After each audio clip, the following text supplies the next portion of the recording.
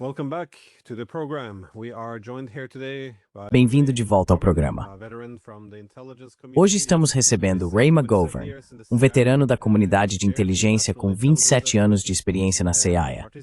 Ele presidiu as estimativas nacionais de inteligência e participou da preparação do relatório diário do presidente. Obrigado por ter vindo. Muita coisa está acontecendo no mundo hoje. Está ficando um pouco mais dramático a cada dia. Trump não ajuda a reduzir o drama. Mas o grande assunto, obviamente, é o novo acordo de paz proposto pelos Estados Unidos.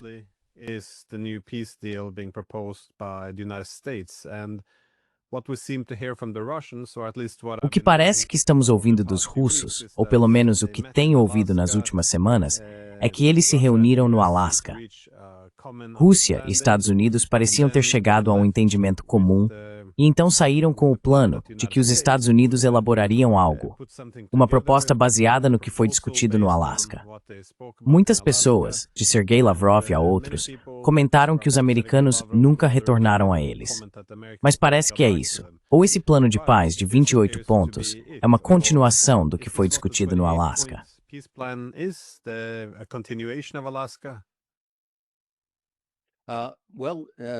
Putin says it is. Bem, Putin diz que é, então, de fato e de direito, é. Muitos de nós ficamos surpresos que Putin tenha aceitado isso.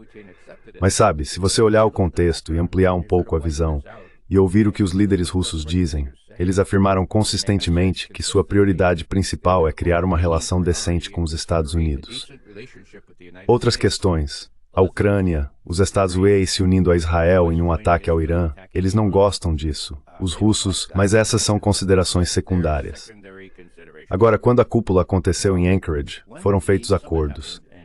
Trump basicamente entrou já sabendo quais seriam os acordos, porque Witkoff meio que os havia antecipado. Conversou com Putin por, acho que foram 6 horas naquela ocasião, uns 2 dias antes.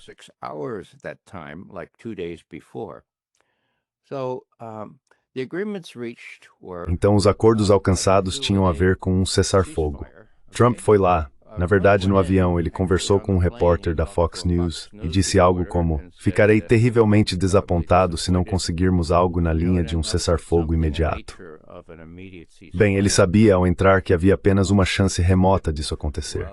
Se de fato ele mencionou isso a Putin, e imagino que tenha mencionado, Putin provavelmente respondeu: "Não, achamos que já falamos sobre isso. Isso não vai acontecer, certo?" Então, 2 horas depois da reunião, Trump entra no Truth Social e diz: "Não vamos buscar um cessar-fogo imediato. Queremos o pacote completo, o negócio inteiro, como costumamos dizer nos Estados Unidos às vezes."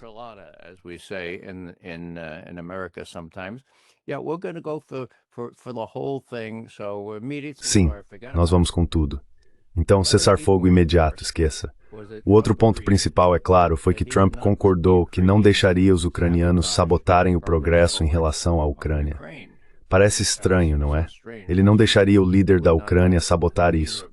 Pois é, foi assim mesmo. Zelensky seria mantido fora disso e sob controle.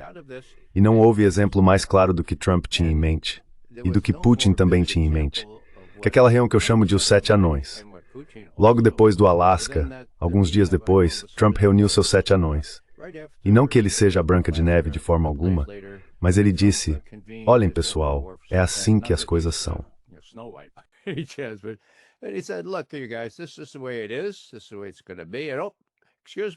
É assim que vai ser. E com licença, você poderia sair, por favor? Porque meu amigo Vlad está no telefone agora. Ele prometeu me ligar e eu vou atender a ligação dele. Voltaremos depois. Então, meia hora depois, eles voltam para receber instruções. O problema era que os europeus e Zelensky pensaram: "Bem, podemos agir contra isso." E por um tempo parecia estar funcionando. Os linha dura em Washington, como Keith Kellogg, o enviado especial para a Ucrânia estava dizendo ao mundo que a Ucrânia está vencendo, que os russos estão perdendo, que a economia russa está desabando assim.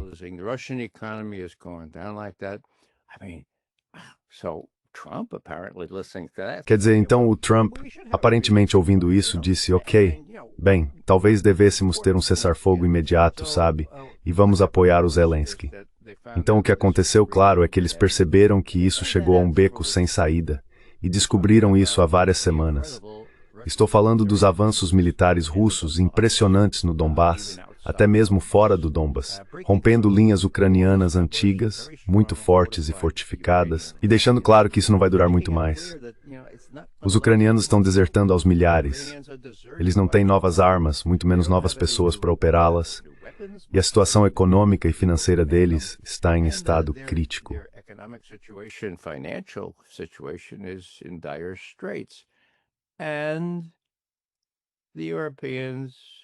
E os europeus, por mais que batam no peito, não têm os meios para ajudar a Ucrânia.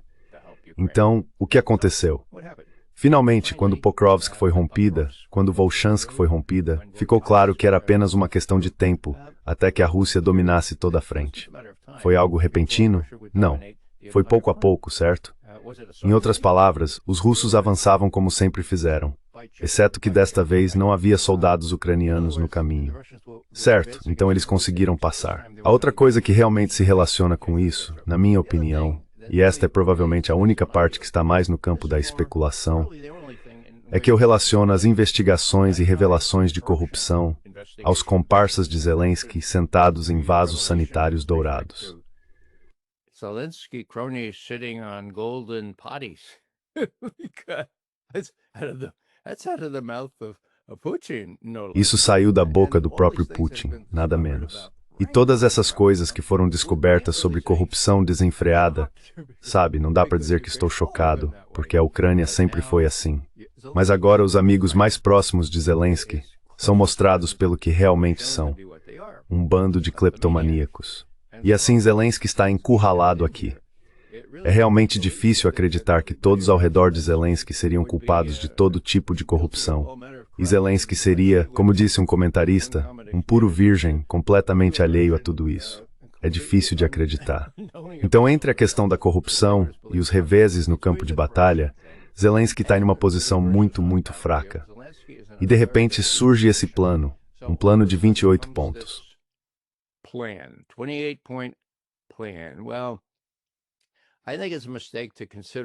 Bem, acho que é um erro considerar isso um plano. Na verdade, é um ponto de partida. A palavra russa para plano também significa algo como um cronograma ou um esboço. Sabe, são pontos de discussão reunidos por Kirill Dmitriev e Witkoff, certo?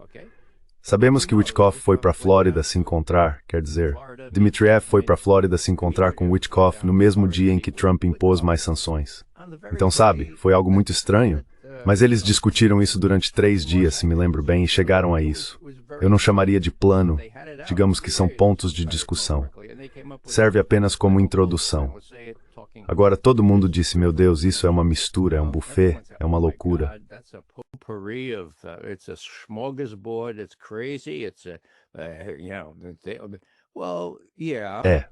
Bem, você sabe, milagre dos milagres, ontem à tarde, mais ou menos nessa hora, o Putin disse, essa é uma boa ideia. Agora temos isso por canais oficiais. Até então tudo vinha dos ucranianos e de outros. E na minha opinião, provavelmente foi o general Kellogg quem vazou, achando que poderia acabar com tudo.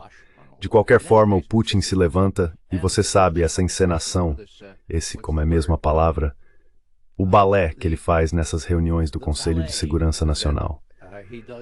Uma vez recentemente foi o próprio Vladimir Putin, o chefe da casa, quem disse, certo, agora vamos falar sobre transporte. Ministro dos Transportes.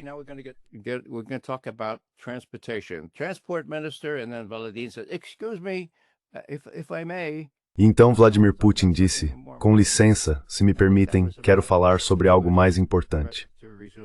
E eu acho que era sobre a ameaça dos Estados Unidos de retomar os chamados testes nucleares. Certo? De qualquer forma, a mesma coisa aconteceu ontem. Quem foi? Matvienko, Valentina Matvienko, a única mulher nesse Conselho de Segurança. Ela diz, Sr. Putin, antes de chegarmos ao Lavrov, se me permite, é tudo uma coreografia, é magnífico. Ele diz, sim, o que você tem a dizer? Ela responde. Bem, sabe, há muita discussão sobre esse chamado plano de paz de 28 pontos do Trump. Posso lhe perguntar o que o senhor pensa sobre tudo isso, sua postura e como isso se relaciona? Isso é fundamental. Como isso se relaciona com suas conversas recentes com o presidente Trump no Alasca?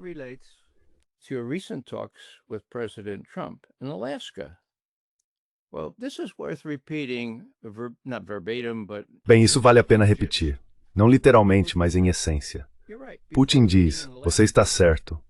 Antes da reunião no Alasca e durante as discussões preliminares, o lado americano nos pediu para fazer algumas concessões, alguns compromissos. Então mostramos nossa flexibilidade. O ponto principal da reunião no Alasca foi que confirmamos que esses eram assuntos complexos e estávamos prontos para demonstrar essa flexibilidade. No entanto, após a reunião em Anchorage, houve uma certa pausa por parte dos americanos. E entendemos, diz Putin, que isso está relacionado à recusa de fato da Ucrânia, à rejeição do plano de paz proposto pelo presidente Trump. Rejection of the peace plan proposed by President Trump. And I believe this is precisely why a new version has emerged. E acredito que é precisamente por isso que surgiu uma nova versão. Essencialmente, esse cronograma, esboço, plano atualizado, por assim dizer, composto por esses 28 pontos. Agora, acredito que, segundo Putin, isso poderia servir como base para um acordo de paz final. E isso não está sendo discutido em detalhes conosco.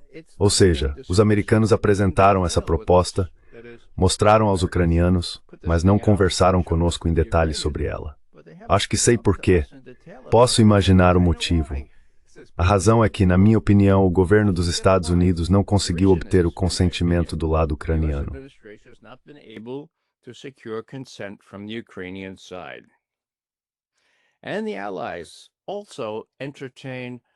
E os aliados também alimentam uma certa ilusão de que podem impor uma derrota estratégica à Rússia.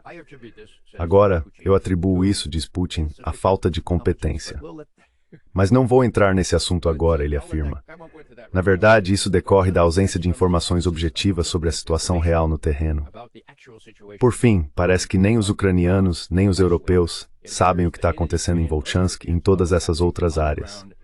Por exemplo, em 4 de novembro, Zelensky disse, isso foi apenas 2 semanas, que não havia mais de 60 forças russas em Kupiansk. No entanto, gostaria de informar que tínhamos a cidade inteira ocupada naquela época, em 4 de novembro. Eram apenas os nossos rapazes. Acho que foi assim que ele colocou.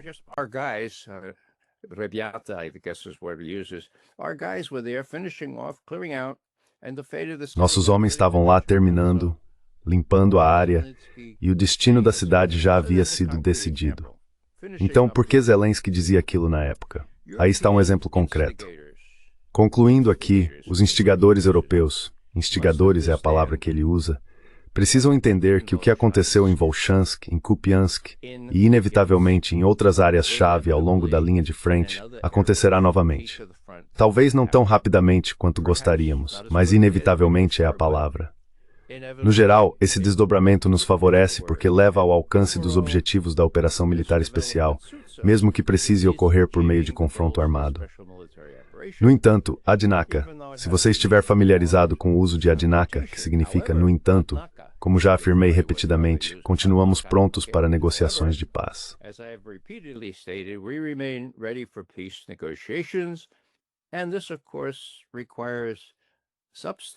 E isso, é claro, exige discussões substantivas e significativas sobre todos os aspectos do esboço proposto.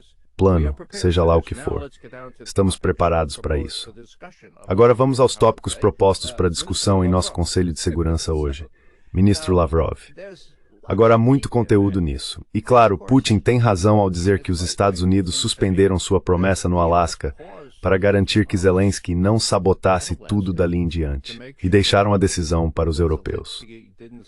E à sua maneira volúvel ele disse, sim, deveríamos ter um cessar-fogo imediato. Mas você sabe, não se deve prestar atenção ao que a imprensa diz no Ocidente ou ao que o Financial Times publica.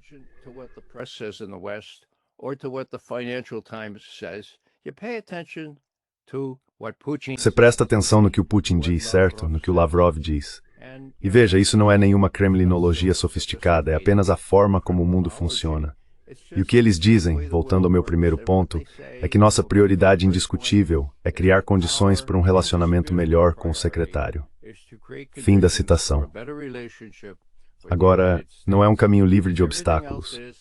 Nós nem conseguimos que eles concordem em devolver a propriedade roubada por Obama pouco antes de deixar o cargo, e nem conseguimos restabelecer o serviço de voos diretos. Então isso é realmente difícil, mas estamos fazendo. E essa é a nossa prioridade. Ucrânia, estamos aguardando. Isso vai levar um pouco mais de tempo, mas agora temos algum tipo de esboço com o qual trabalhar.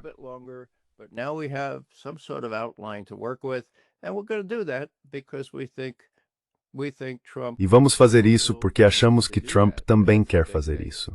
E esse é o ponto principal. Se Putin e Trump querem ambos fazer isso, acho que eles estão um pouco cansados de Zelensky. O caminho já foi preparado para se livrar dele, seja por corrupção, por má conduta, ou pelo fato de ele não permitir que seus generais deem ordens para que essas dezenas de milhares de pessoas presas nesses caldeirões se rendam e salvem suas vidas. Ou porque ele não deu ordens para que pudessem sair desses caldeirões quando ainda podiam. Quero dizer, Zelensky tem muito a responder, e acho que não vai demorar muito até que o vejamos realmente apenas como uma figura decorativa, se é que ainda estiver por aí.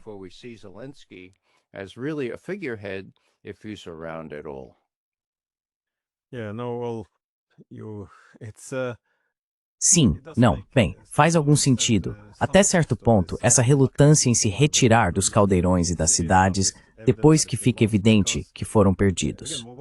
Porque, novamente, o que os Estados Unidos farão aqui? Parece que muito disso depende de relações públicas, porque Trump pode tanto tender a pressionar a Ucrânia se achar que a Ucrânia pode vencer, quanto se a Rússia puder vencer, pressionar os ucranianos para fechar um acordo. Agora, acho que é por isso que as ações de propaganda são tão importantes do lado ucraniano. Essa relutância em recuar, apesar das baixas horríveis que estão sofrendo, e de todas as tropas que são efetivamente forçadas a se render ou morrer. Acho que os europeus obviamente ajudam nisso. Muita propaganda descarada e, vamos chamar as coisas pelo nome, narrativas muito insanas, totalmente desconectadas da realidade. Mas, novamente, muito depende do que Trump pensa. Se ele vai se juntar à luta contra a Rússia, ou pressionar para encerrar a guerra em termos que não sejam favoráveis aos europeus.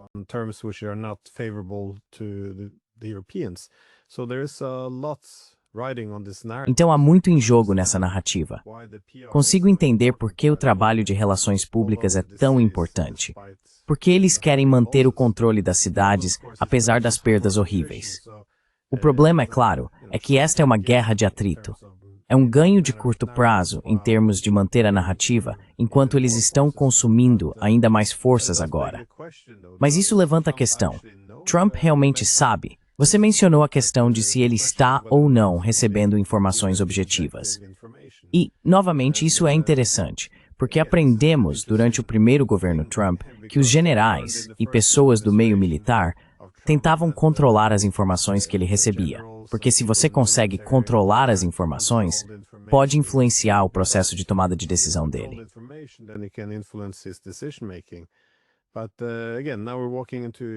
Mas, novamente, agora estamos entrando no seu campo, sua especialidade, sua experiência de décadas como analista focado na União Soviética e na Rússia. Como você avalia a posição de Trump? Você acha que ele está totalmente informado sobre o que está acontecendo? Porque eu nunca tenho certeza de quem ele pode estar tentando enganar. Quero dizer, a paz com os russos é muito impopular em muitos setores. Zelensky não a quer. Os europeus não querem nenhuma paz. E os falcões em Washington também não a querem. Então ele está enganando eles? Ou está enganando os russos? Porque o que se ouve da Rússia é sempre a mesma coisa.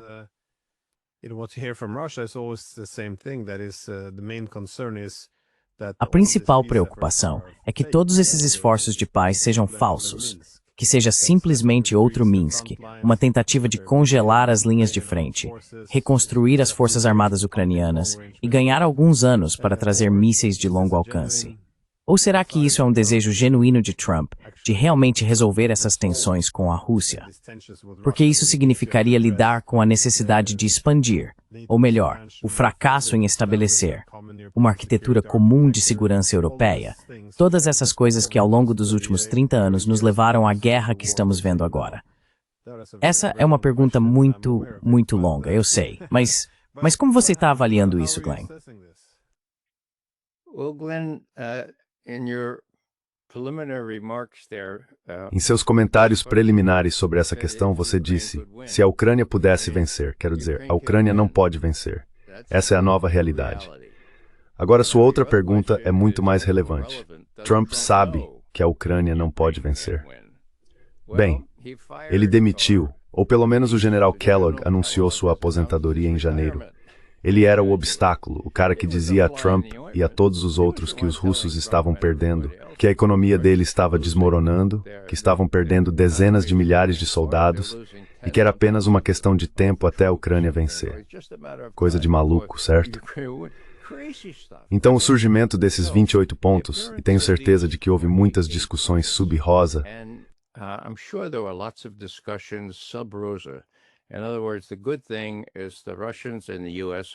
em outras palavras, o lado bom é que os russos e os Estados Unidos estão conversando entre si, sem entrar em grandes disputas de propaganda.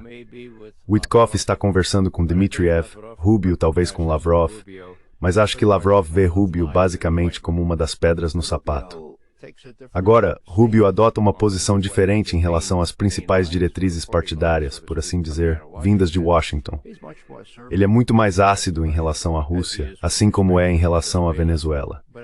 Mas acho que é por isso que Putin decidiu autorizar Dmitriev, seu homem dos investimentos, seu grande cara das finanças, a conversar seriamente, por assim dizer, com Witkoff. Então, acabamos com essa proposta, e aí está Putin dizendo, olha, aqui está o acordo. And here is Putin saying, look, here's the deal.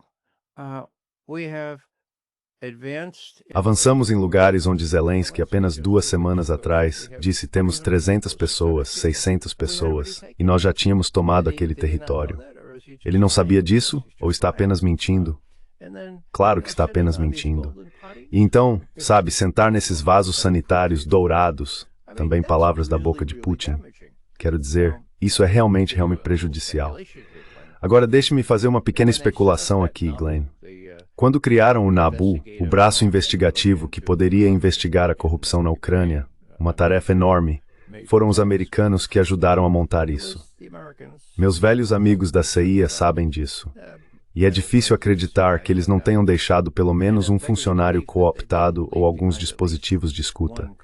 Eles sabem em detalhes o que o NABU está fazendo e o que descobriu.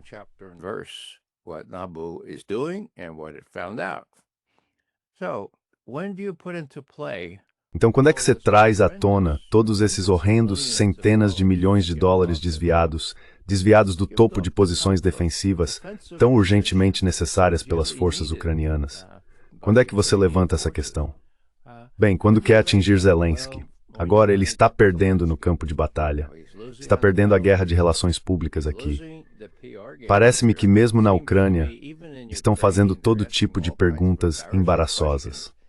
É difícil acreditar que ele estivesse acima de tudo isso, tão puro quanto a esposa de César, por assim dizer. Então acho que eles o colocaram em uma posição em que, como ele mesmo reconheceu ontem, não posso ofender meus amigos. Não vou perder meus amigos. E, portanto, acho que a ideia de Trump é uma ideia bem razoável. E acredito que se Zelensky quiser se salvar e não optar simplesmente por fugir para a Riviera Italiana, ele será mais maleável do que nunca.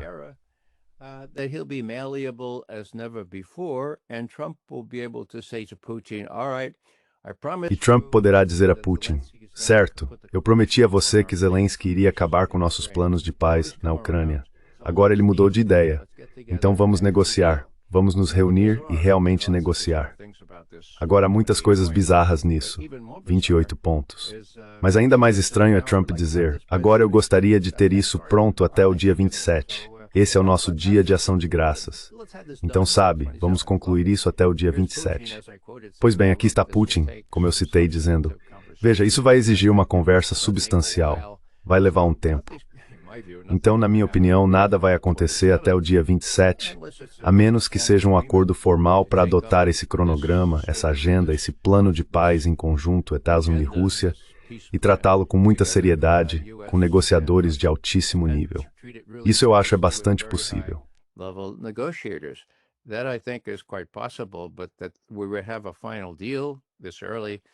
Mas que teríamos um acordo final tão cedo? Bem, não teremos, mas teremos novos avanços militares ao longo da linha de frente. Agora é apenas uma questão de tempo até que os ucranianos fiquem sem forças. Eles estão desertando aos milhares, e os que estiverem cercados acabarão tendo que levantar as mãos e dizer, Certo, não temos ordens para nos render. E espero que ninguém atire em mim pelas costas. Mas tudo bem, cuidem de mim, por favor, russos. Isso vai acontecer. Vai acontecer ao longo de algumas semanas. Mas as negociações em si terão que ocorrer dessa forma. E uma das cláusulas, é claro, será que a Ucrânia não fará parte da OTAN. Não será membro da OTAN. E isso, naturalmente, é o principal ponto que os russos pediram, buscaram e obtiveram acordo lá em abril de 2022, apenas 6 semanas depois do início da guerra.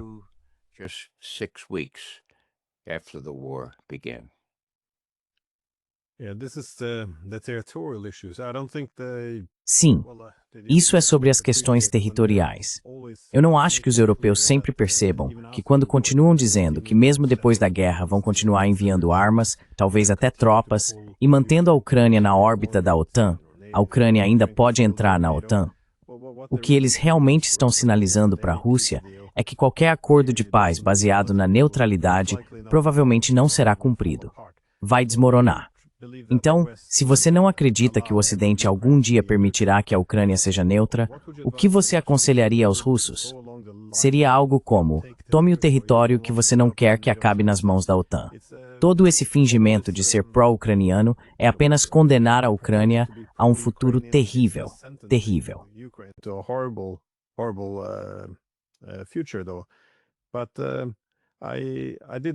Eu assisti ao discurso bastante pessimista de Zelensky.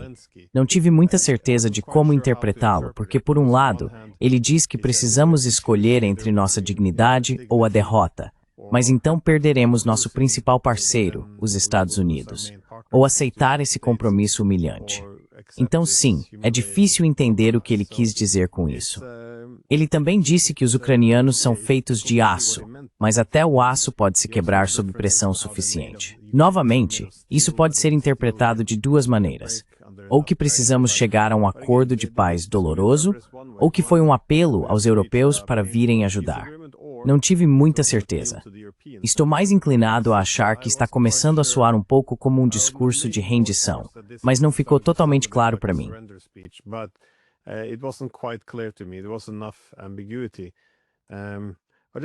Não havia ambiguidade suficiente. Só uma observação, não é uma pergunta. Mas percebi que, embora sempre tenha existido essa batalha de narrativas, os falcões anti-Rússia continuam fingindo que a Ucrânia ainda pode vencer. Acho que chegamos a um ponto em que é tão prejudicial manter a guerra que até alguns desses falcões estão começando a reconhecer que ela precisa acabar. Vi Niall Ferguson, o comentarista britânico, dizer recentemente, talvez 1 ou 2 dias atrás, que não há chance de a Ucrânia vencer a guerra. E além disso, a economia russa não está em colapso. Quero dizer, isso é pensamento ilusório, não é real. E se esperarmos mais, o acordo só vai piorar cada vez mais.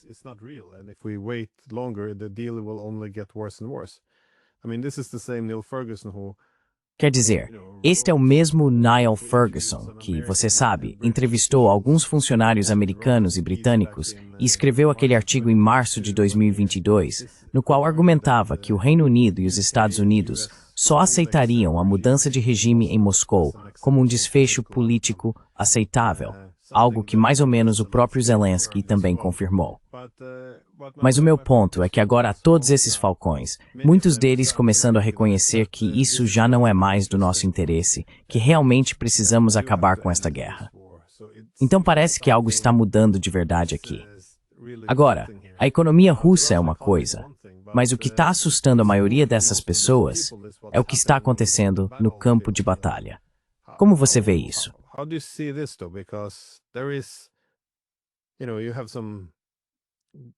Sabe, houve alguns avanços graduais dos russos no passado, mas o que estamos vendo agora parece muito diferente. A principal linha defensiva em toda a frente parece estar desmoronando, e não parece haver muito atrás dela. Você acha que o desejo ou incentivo dos russos de continuar lutando vai convencê-los a não fazer um acordo aqui? Porque há muita pressão em Moscou também. Eles sangraram muito, sofreram grandes perdas por 3 anos e meio. Então, será que eles realmente vão fazer um acordo em que precisem confiar em Washington, nos europeus e em Zelensky, ou vão simplesmente buscar uma vitória total e tomar o que quiserem?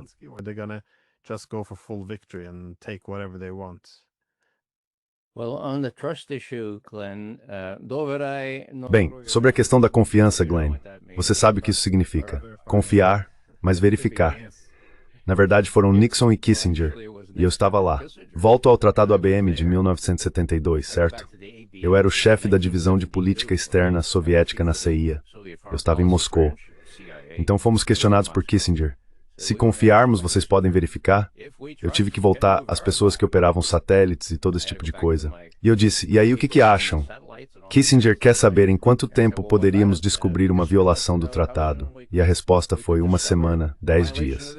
Contamos isso a Kissinger. Ele disse, certo, isso é bom o bastante. Bom o bastante. Eles trapacearam? Sim, trapacearam. Um radar enorme. E qual era o nome do lugar? What was the name of the place? Krasnoyarsk, in the middle of Siberia. Krasnoyarsk, no meio da Sibéria. Nós os confrontamos sobre isso. Reagan era bom nessas coisas. Ele disse, mostrem as fotos, pelo amor de Deus, e digam para eles derrubarem aquilo. Bem, eles nunca fizeram isso até Gorbachev assumir. E ele disse, tudo bem, há um radar ABM. Enfim, confiar, mas verificar vem daquela época. E claro, Reagan levou isso muito a sério. Mas veja, agora é muito simples. Os ucranianos perderam. E Trump disse aos ucranianos, olhem, vocês não têm boas cartas para jogar, certo? E agora ele voltou a dizer a mesma coisa.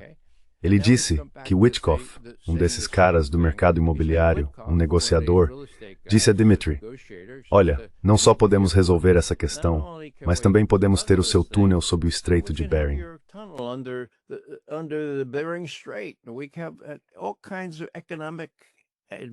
Temos todo tipo de vantagens econômicas em manter uma relação decente.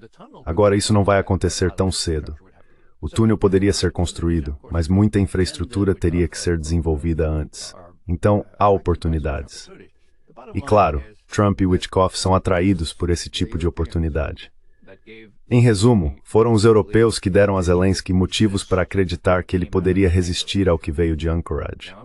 Certo, estou culpando os europeus por isso. Mas sejamos justos. Foi Joe Biden quem levou os ucranianos a acreditar que estaríamos com eles pelo tempo que fosse necessário. Obama, antes de Biden, e Biden era seu vice-presidente, deveria ter aprendido algo. Biden was as vice president, should have learned something. Obama warned, look, the worst thing we can do for the Ukrainian Obama alertou. Olha, a pior coisa que podemos fazer pelo povo ucraniano seria dar a eles a ideia de que poderiam prevalecer sobre uma Rússia muito mais forte, bem na sua fronteira. Então não lhes deem armas ofensivas, diz Obama.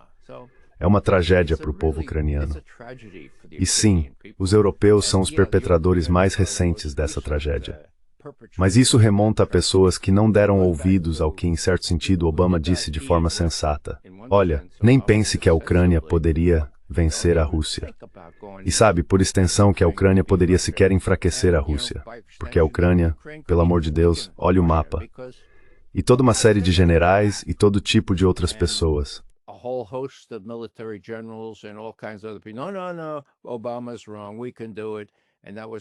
Não. Obama está errado. Nós conseguimos fazer isso. E aquilo foi uma loucura. Então agora são os europeus. O que os europeus têm? Eles têm mísseis, eles têm dinheiro. Não, é o seguinte, vou repetir, estou fazendo um briefing para o Putin, certo? Sou o analista diário deste presidente. E fui isso para o Reagan, aliás. Então eu digo, agora, Sr. Putin, o senhor vai rir disso, mas este é o plano. Este é o esboço que o Ocidente tem para recuperar suas perdas e vencer na Ucrânia. Certo? Agora, os ucranianos vão comprar algumas armas dos Estados Unidos. Mas os Estados Unidos ainda não têm armamento de sobra. E os europeus não têm dinheiro para comprar essas armas. Bem, digamos que eles encontrem algum dinheiro e resolvam gastá-lo.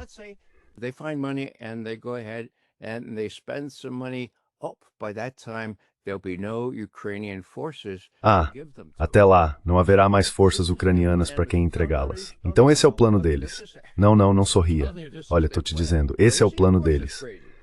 Loucura. Claro que é loucura. Eles não têm cartas na mão, e os europeus vão desistir. Eu prevejo que eles vão se alinhar em 2 semanas e apoiar Zelensky, porque ele não tem outra opção a não ser fazer o que disse ontem que faria. Agora, eu concordo que isso foi ambíguo. Foi intencionalmente e enganosamente ambíguo, certo? Mas ele disse que não queria perder seu melhor amigo nos Estados Unidos. Ele achou que as propostas de Trump eram realmente boas, certo? E convenhamos, ele é um ótimo ator. Quero dizer, ele devia ter ficado no palco, pelo amor de Deus.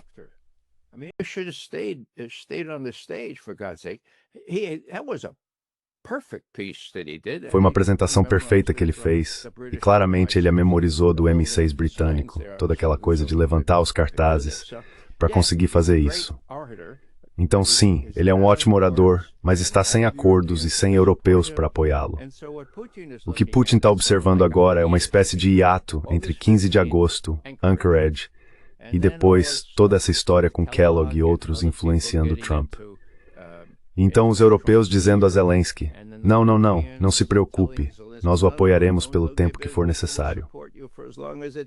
Certo, bem, eles vão ter que dizer, presidente Zelensky, agora é pelo tempo que for necessário, não temos dinheiro, não temos armas, e os Estados estão fora. A OTAN está se desintegrando. Sinto muito por isso, faça o melhor acordo que conseguir.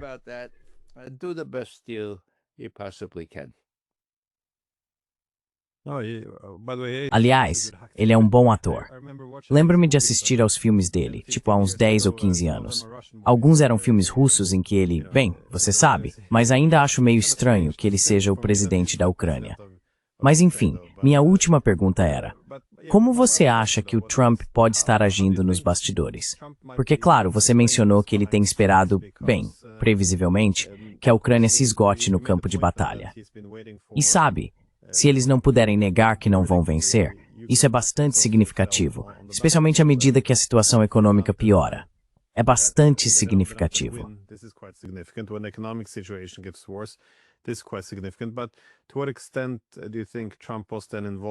Mas até que ponto você acha que Trump esteve envolvido? Ou talvez ajudou a facilitar ou tirar proveito do escândalo de corrupção? E também, como ele está lidando com os europeus? Porque sempre que Zelensky é pressionado por Washington, ele corre para os europeus, e eles tentam sabotar isso, prometendo, bem sabe, podemos ocupar o lugar dos americanos, o que quer que eles tenham enviado para você, nós podemos assumir. Apenas continue lutando, continue caçando aqueles jovens ucranianos, tirando-os de suas casas e carros e mandando-os para a frente de batalha. Então, como você acha que ele está lidando com Zelensky e os europeus para levar adiante esse acordo dele?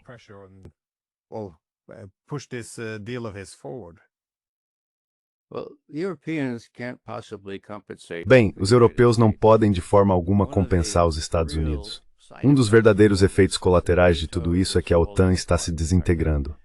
Certo, a Hungria, a Eslováquia, as pessoas que estão dizendo, olha, os Estados Unidos têm razão, pelo amor de Deus, acabem logo com essa guerra. Depois há a questão da energia. Sabe, vai ficar gradualmente claro para os europeus o quanto foram enganados, o quanto foram ludibriados. A destruição dos gasodutos Nord Stream. Meu Deus. Então é para acreditarmos que alguns ucranianos e uma enfermeira em um veleiro fizeram isso. Mais cedo ou mais tarde, vai cair a ficha dos europeus de que foram enganados. Agora, o que eles têm? Eles têm um problema real, porque toda a sua existência, esses políticos oportunistas que chegaram ao topo,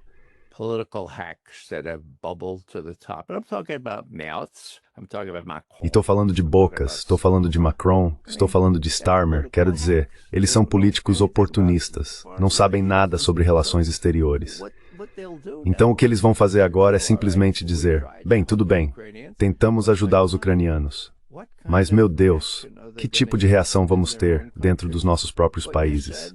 Você disse que valia a pena gastar esses bilhões, e veja só, nossa rede de proteção social agora tem buracos por causa do que está acontecendo aqui. Em outras palavras, o principal objetivo deles é permanecer no poder. Eles podem perder o poder se isso acabar se revelando uma má aventura.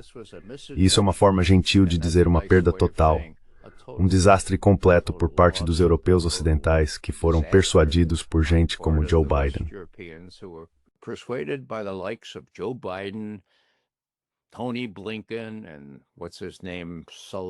Tony Blinken e aquele outro Sullivan foram persuadidos a se juntar a isso. Quero dizer, será que eles não têm mapas na Europa, pelo amor de Deus?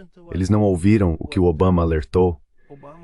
Um pequeno adendo aqui, talvez eu já tenha mencionado isso antes, não me lembro. Mas só para mostrar, o tipo de liderança que os Estados Unidos tiveram. Quando Obama disse, olha, precisamos ter cuidado com o que escolhemos como nossas questões existenciais.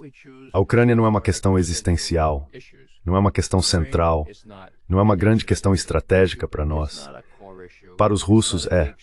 Portanto, a pior coisa que podemos fazer, como eu disse antes, é dar aos ucranianos a ideia de que eles poderiam prevalecer em uma luta militar contra a Rússia.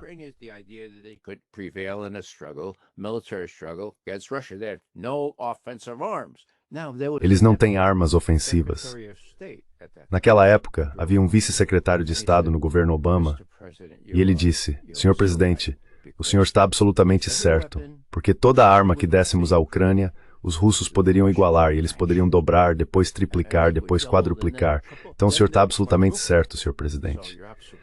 Agora, Glenn, acho que você sabe quem era, mas vou contar ao seu público. Era Tony Blinken. Tony Blinken.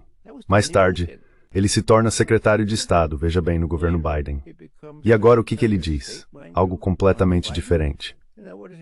Ou será que ele esqueceu que estava certo da primeira vez? Ou que Biden estava certo, que Obama estava certo da primeira vez?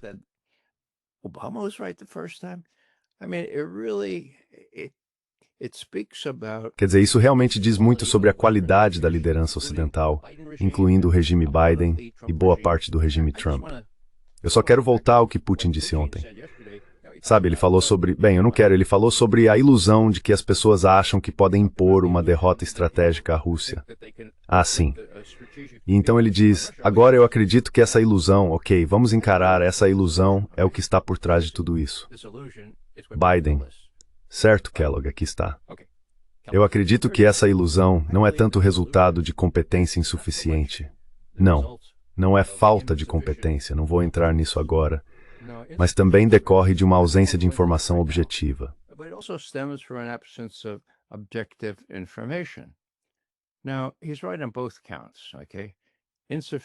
Agora, ele está certo nas duas coisas, certo? Competência insuficiente, ele não quer entrar nesse assunto. É meio como, sabe, preterição, aquela coisa antiga. Eu não quero mencionar a competência insuficiente. Mas o ponto todo aqui é que, veja, essas pessoas não sabiam o que estavam fazendo. Nós os alertamos, tentamos chegar a acordos com eles. E por fim, gosto de deixar as pessoas com este truísmo, certo? Essa verdade.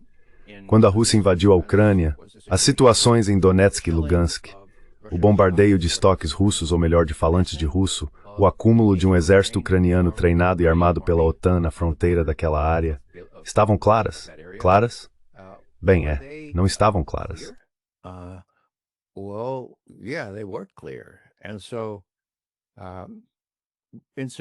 E então, por acaso, temos documentos da OSCE, a Organização para a Segurança e Cooperação na Europa, mostrando que o bombardeio de áreas povoadas por russos, em Donetsk, por exemplo, aumentou no dia 14 de fevereiro de 500 para 14.000, 6 dias depois. Certo. Então agora a verdadeira questão é, a Rússia tinha alguma outra opção além de invadir a Ucrânia? Jens Stoltenberg disse, um amigo seu sem dúvida, e admitiu à OTAN há 2 anos, olha, os russos disseram que se vocês tentarem colocar a Ucrânia na OTAN, teríamos que invadir a Ucrânia. E nós dissemos não, então eles invadiram a Ucrânia. Naquele momento, 500 mil de jovens ucranianos, sem falar dos russos, já haviam perecido nessa maldita guerra, completamente desnecessária. Então é o seguinte, Putin tinha alguma outra opção? Eu não acho que tinha, mas você não precisa ouvir o McGovern. I don't think he did, but you don't have to listen to McGovern. Listen to the real expert on this. A fellow named Ouça o verdadeiro especialista nesse assunto, um sujeito chamado John Mearsheimer, o decano da Escola Realista de Relações Internacionais. Eu lhe perguntei isso publicamente numa reunião, e ele disse, veja, tudo o que Putin fez depois que os acordos de Minsk foram assinados foi para garantir que ele não precisasse invadir a Ucrânia. Mas Minsk, como sabemos pelos próprios envolvidos, Angela Merkel e François Hollande, foi uma farsa, apenas para dar tempo à Ucrânia de fortalecer seu exército até atingir os padrões da OTAN. Pois é, foi assim que aconteceu, certo? Diz Mearsheimer. Eu não acho que Putin tivesse outra opção além de invadir a Ucrânia. E por que ele fez isso? Bem, ele esperava que isso assustasse Zelensky profundamente. E isso aconteceu. Sim, aconteceu. Zelensky nomeou seu melhor amigo para negociar, David Arakhamia. Appointed his best friend to negotiate, David Arakhamia. He went to Belarus and then to Istanbul, did an agreement. Ele foi para Belarus e depois para Istambul, fez um acordo que foi inicialado e os Estados e o Reino Unido intervieram e colocaram um fim nisso, convencendo Zelensky. Olha, se você ficar conosco, nós o apoiaremos pelo tempo que for necessário. Zelensky, um ator de profissão e querendo ser o servo do povo e o presidente da Ucrânia ad infinitum, disse: ok, bem, parece que vou com vocês então. Eu simplesmente não consigo expressar o quanto me envergonho de que estadistas ocidentais, de Biden e todos os europeus por aí agora, esses políticos oportunistas, sejam responsáveis por cerca de 1 milhão de jovens europeus mortos. Quero dizer, isso é um grande fardo.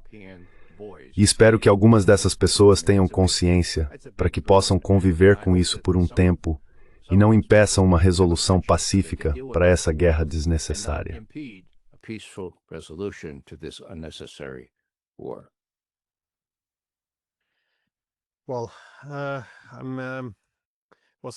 Bem, essa era para ser a última pergunta, mas deixe-me acrescentar mais uma.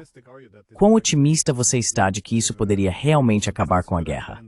Porque, novamente, com Trump, ele parece ir e voltar. E claro, se ele não estiver fazendo nenhum progresso, pode simplesmente desistir. Há muitas variáveis incertas em jogo, então é sempre bom ter cautela ao tentar prever o futuro. Mas considerando que essa era sua profissão, você deveria fazer algumas previsões com base no que está observando. Quão provável você acha que é que esse plano de 28 pontos realmente funcione como um formato para novas negociações?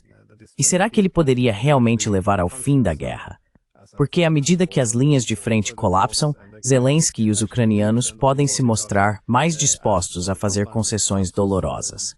Mas, ao mesmo tempo, os russos podem estar exagerando em relação ao que desejam. Então, eu queria saber como você avalia isso.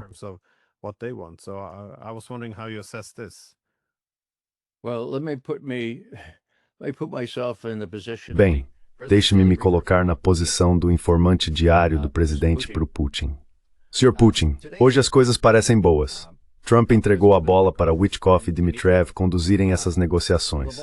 Está muito melhor do que há apenas um mês. Agora, Sr. Putin, consultei meus colegas, incluindo os psicólogos do Kremlin e do nosso serviço, e eles me disseram o seguinte: veja, a palavra-chave é volúvel, certo? Essa é a palavra para descrever Trump. Agora, o deus romano Mercúrio era o patrono dos trapaceiros, ladrões, enganadores, certo? Isso é uma coisa. Outra coisa é, Sr. Putin, o senhor provavelmente já quebrou um daqueles, sabe, aqueles termômetros antigos que costumávamos ter.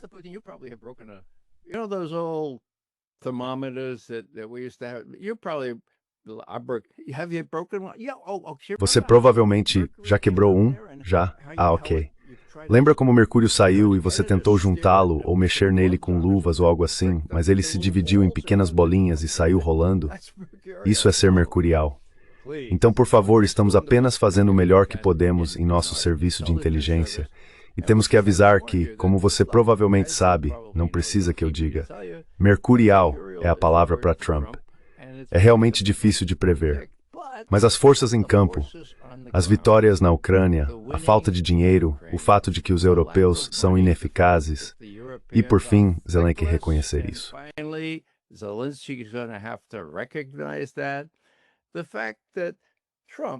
O fato de Trump não querer ter uma guerra nuclear, assim como você também não quer, é algo bom. Então vamos manter, você não diria isso como um oficial de inteligência, mas a implicação seria, veja, mantenha uma relação decente com Trump. Nunca se sabe o que pode acontecer, mas as chances são de que nesta semana você consiga estabelecer esse tipo de relação. E isso, como eu digo, estou dizendo agora, é o paradigma dominante, paradigma abrangente sob o qual Putin está conduzindo sua política em relação ao Ocidente. Os Estados Unidos em primeiro lugar.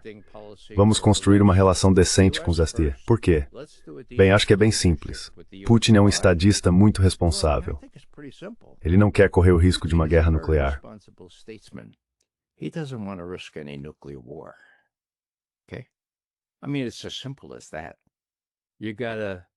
Quer dizer, é simples assim. Você tem que persuadir, tem que ser muito gentil com um cara que tem o temperamento do Trump, volúvel, mas também é delirante e narcisista. A maneira de lidar com alguém assim é com muito cuidado. Por quê? Porque você gosta de agir assim. Não, porque ele tem os dedos nos códigos nucleares. É assim que eu vejo a situação. Acho que o Putin vai manter a cautela. Mas sabe, olhando para essa situação em que o próprio Putin está dizendo, 2 semanas atrás, Zelensky disse que não havia mais de 60 militares russos em Kupiansk. Naquele momento exato, nós já tínhamos tomado Kupiansk e estávamos limpando a área.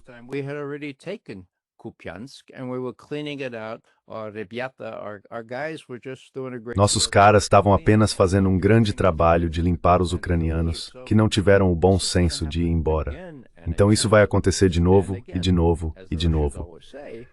Como os russos sempre dizem, os fatos no terreno vão ditar a resolução dessa questão. Na minha opinião, os europeus não são um fator. Quero dizer, eles nem sequer foram incluídos em nada disso.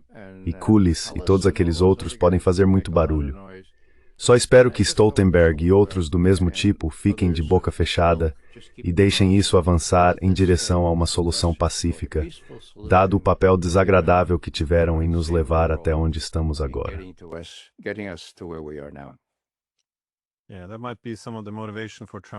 Isso pode ser parte da motivação para a pressa de Trump em toda essa questão. Ao dar, basicamente, um prazo de 1 semana para Zelensky, ele deu menos tempo para os europeus interferirem. Enfim, Ray, muito obrigado por participar. Eu estava realmente ansioso para ouvir sua perspectiva e você não decepcionou. Então, mais uma vez, obrigado. Muito obrigado, Glenn. Thank you very much, Glenn.